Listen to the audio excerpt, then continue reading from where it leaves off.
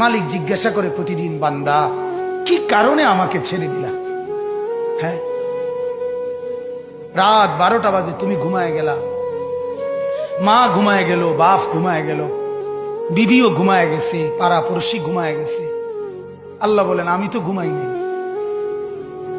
বান্দা, আমিও তো ঘুমাই নাই। সারাদিনে আমিও তো জগৎটা পরিচালনা করছি, তবুও তো আমার কোনো ক্লান্তি নাই, আমি তো ঘুমাই নাই। কেন ঘুমাই নাই জানো বান্দা?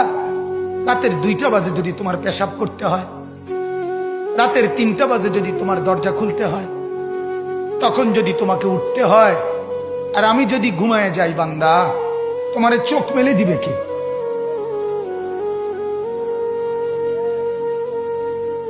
এই বাপ, চোখ মেলে দিবে কি?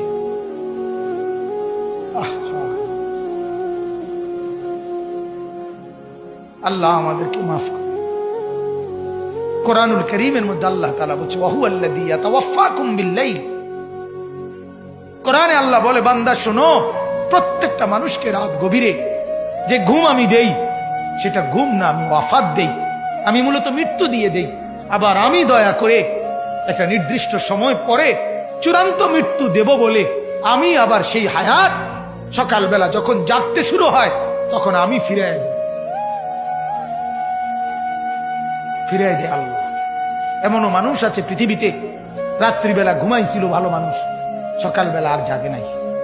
আমার একজন দূরসম্পর্কীয় চাচা আছে, প্রফেসর ছিলেন, ভালো মানুষ ছিলেন, রাত্রিবেলা জলজ্জান্ত মানুষ ঘুমাইছে, সকালবেলা আর দরজা খুলে দেখছে ওই মানুষটা জীবিত ছিল না, মারা গেছে। হতে পারে না? হতে পারে কিনা বলেন না?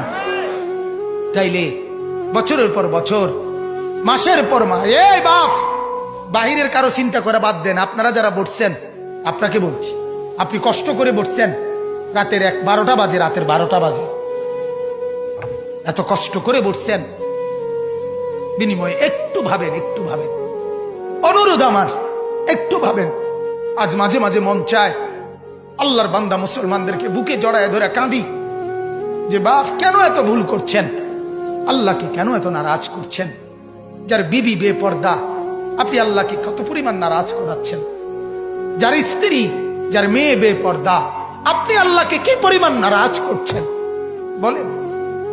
এক কুকুর মরলে, লাশ ফেলে রাখলে যেই দুর্গন্ধ ছড়ায়, সেই দুর্গন্ধে অল্প কিছু মানুষের কষ্ট হয় কিছুক্ষণ, কিন্তু এক নারী বেপর্দা হাঁটলে যে যুবকগুলোর চরিত্র নষ্ট হয়, সেই নারী এক মরা লাশওয়ালা কুত্তার চাইতেও বেশি দুর্গন্ধ